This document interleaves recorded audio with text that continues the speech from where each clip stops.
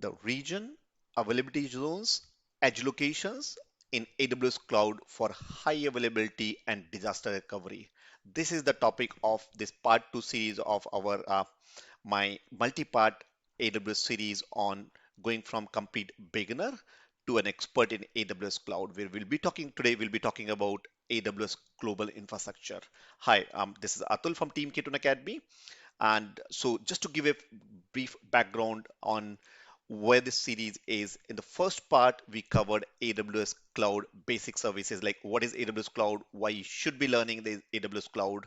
And in this second part, we are going to go a little bit deeper, talking everything about what is the region, how do you select and why you should select a specific region, what is inside a region, there is a availability zone.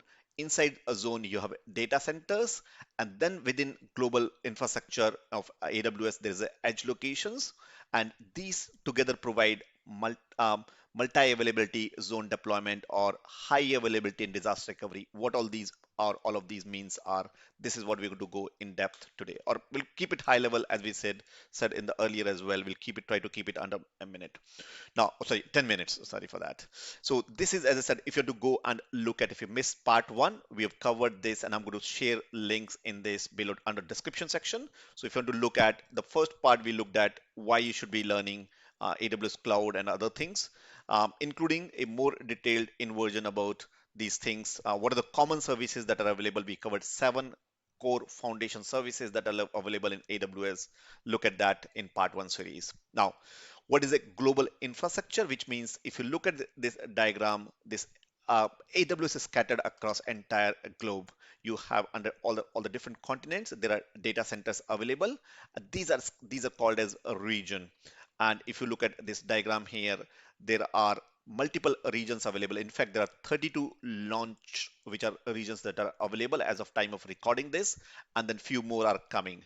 Each region is then subdivided into the availability zone, and these availability zones have their respective data centers. Now, first and important thing is how you're going to select in which region to put your services. And you can configure and say some services in one region, which means like my databases, applications, load balancers in one region, and you can do something same on a different region as well. You can select all of them, but why do you, or in what scenario or what cases you'll be selecting? So it will be first is your target audience. If your customers are all in US, you probably put it to US. If customers are in India, you put in India, and so on. That's one region, one option. If you have a global audience, if your customers are across all over the globe, you might scatter them across different places, or you might put something called as edge locations. We'll talk about that in later when we go deeper in this series on this. You might also have another reason for picking a particular region is you might have a compliance requirement where you have the regulations like GDPR or a specific country regulation that your data for your customers should always reside in within the data centers of that country. That might be the other reason. Now, third might be budget. Like depending on some regions are slightly expensive than and then compared to others and vice versa. So, but there is a subtle difference, not much. But if you put it a bigger scale, you might run into issues. So, as an architect, will decide where to place these servers. So when you're building the applications, you'll be selecting, and again, as we go once later in future parts, we'll create some logins, create a free account, and that's when create some machines and databases and load balancers and different services. When you're provisioning them, you select a data center, and that's where these actually reside within that. Now, each region will be divided to availability zone, which will be each availability zone within a region are interconnected by a high bandwidth, good network pipe, and low latency, high throughput. But these are assume that as a different data centers within a specific geographical location, and they provide high availability and disaster recovery solutions. So you might provide redundancies, latency, and cost uh, depending on where do you all place your services. I'm going to keep it short and high level right now, but we'll give you links and a description on our blog as well if you want to go and read deeper into these topics. Now, then each of that region will have a data center. This is where you have, think of it as a building in which you have your servers placed with all the cooling, networking, connectivity, uh, and so on.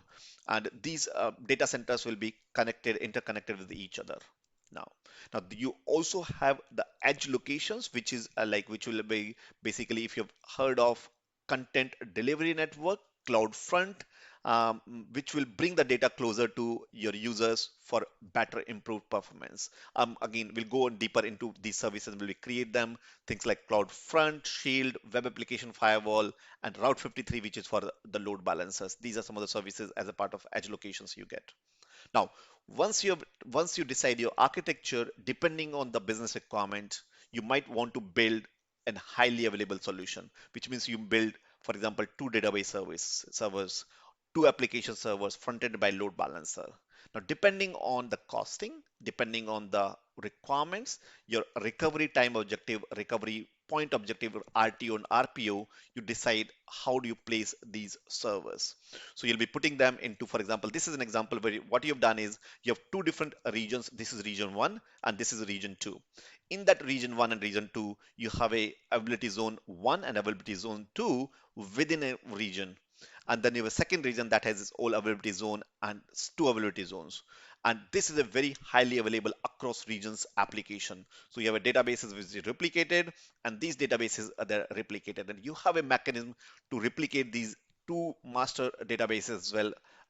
We again, when we come to the databases or relational data services part within this series, we'll go and look at how you replicate these data across regions as well. Front-ended by the application servers and then front-ended by the load balancers. And these load balancers are configured with in front a routing, which is like Route 53, which is your DNS, and you can do traffic manager and other things which we'll cover later. And these two networks are connected using something called as VPC, which is a network virtual private cloud, which is peering and connect these two networks. Now, what is VPC?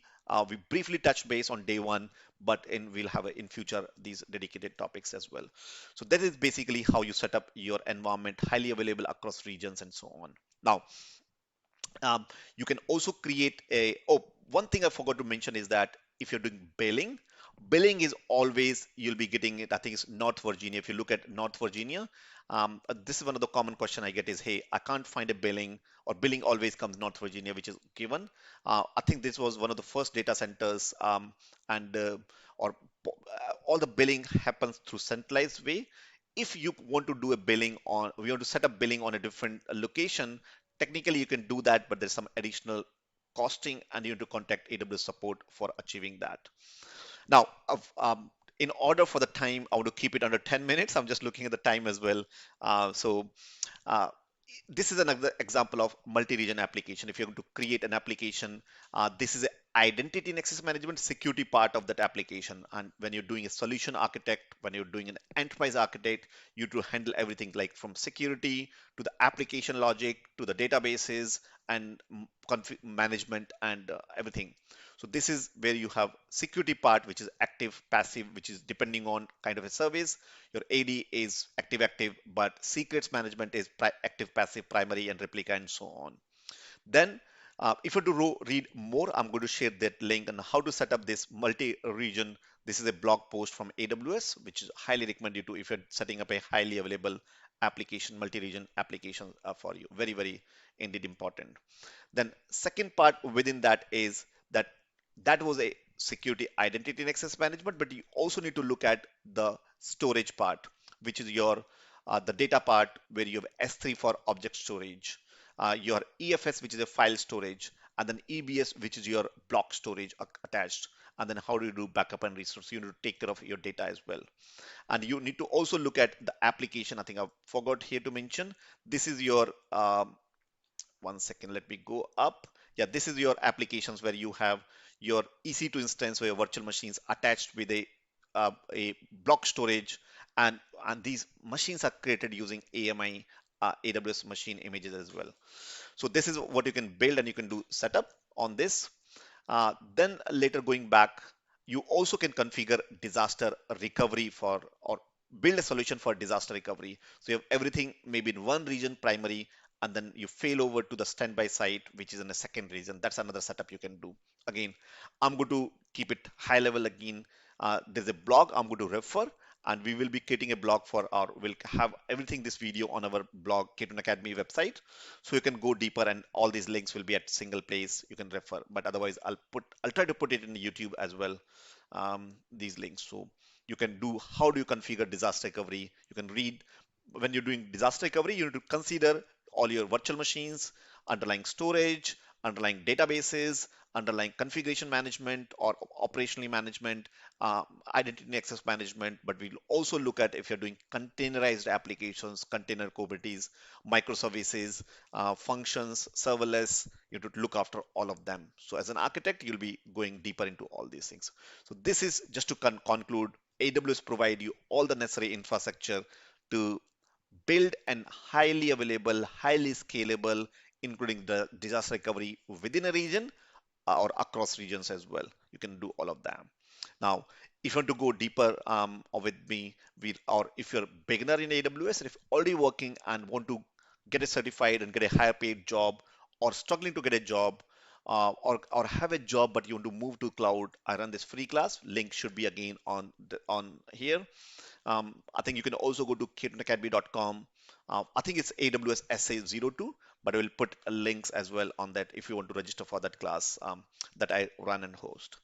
Now, in the next part, I think it's part two, if I'm not wrong. Yeah, I keep forgetting. Yeah, this is part two of the series. In part three, I'm going to talk about the like 6 pillars of AWS well-architected framework. Again, targeted for architects, or even if you're not architect, you can expect these in interview questions. Initially, there were 5 pillars, but then AWS added one more 6 pillar, which we'll be talking about 5 pillars just to give a hint. There's a operational excellence, security, reliability, performance, cost optimization, and then sixth one is the sustainability, which we'll talk about. So stay tuned for part three of the series and let me know how you're feeling. It was a quick, as I said, I wanted to keep short under 10 minutes. It's already, I can see 12 minutes, but I hope I'm making sense. I wanted to concise, short, bite-sized videos you can refer, but give me feedback in terms of what I can do. Let me know in a comment what better I can do. Any suggestions, feedback for the future videos. With that, this is Atul from Team K21 Academy. Thanks for watching this, and I'll see you in the part 3 series soon.